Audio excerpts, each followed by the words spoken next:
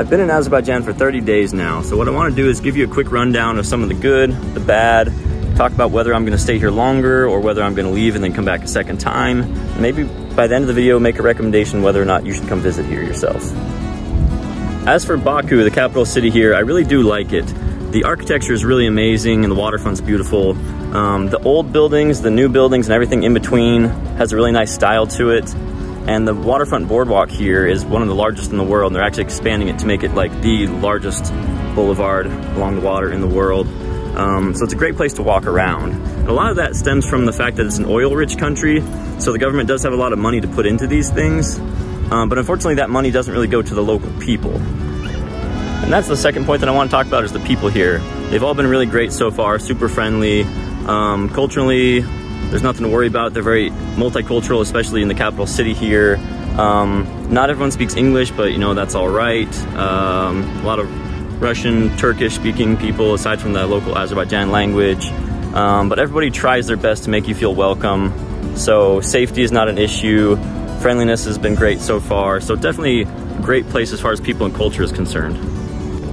And the size of the city is just about right, where it's not too small where you get too bored quickly. It's not too big where everything's so far away. For me personally, I can pretty much walk everywhere, but if I do need to take like some kind of local transportation, they do have a pretty good metro that's really affordable, as well as bus systems and things like that. But for me, it's just very walkable, which I really like. And cost of living here is pretty good too. I feel like as a traveler, you can get pretty good hotels and food for pretty affordable prices. It's hard to do a breakdown of that because I've eaten at a lot of fancy restaurants and a lot of casual joints too, so my average price of food per day has really fluctuated a lot, but I feel like I'm getting really good quality for the price here, which is good. One of my regrets is that I didn't really have much of a chance to get outside of the city. Yeah, I know I've been here for a long time, but it gets expensive, and then with the language barriers, it's hard to travel outside of the capital city here. But what I'm told is that it's a really beautiful place as far as the mountains and different climate zones. You can pretty much find any kind of climate you want in this country, depending on the time of year, of course. But there should be a lot to see outside of the major city. I just haven't done that myself. But if I come back again a second time, I definitely want to explore some of that. And regarding the food, although it's been very good so far, I kind of have mixed opinions of it.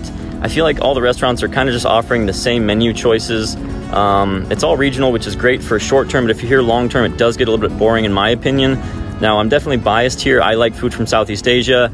There's no dedicated Thai restaurant here. There's some restaurants that have Thai food on the menu, but they don't specialize in it. And I think any major modern city, if they want to be taken seriously, they need a Thai restaurant. So Baku, you got to get your game together.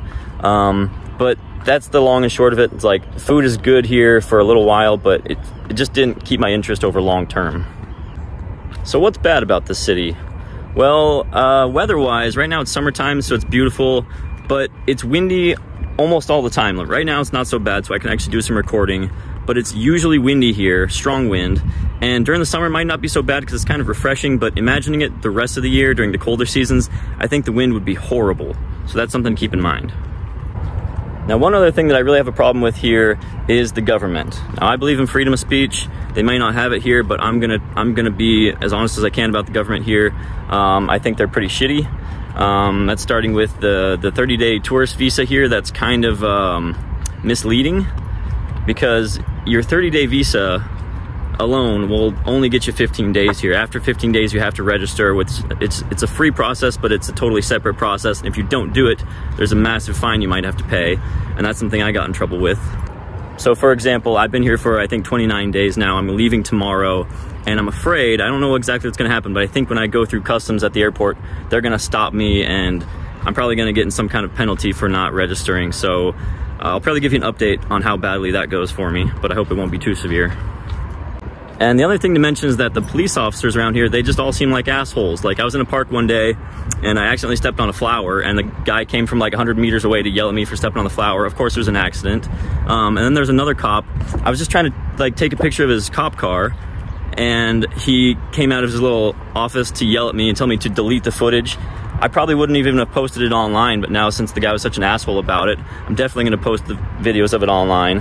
Technically, I did delete the video, and then I just recovered it from my recently deleted files. So technically, I didn't break the law. I didn't disobey the officer's orders.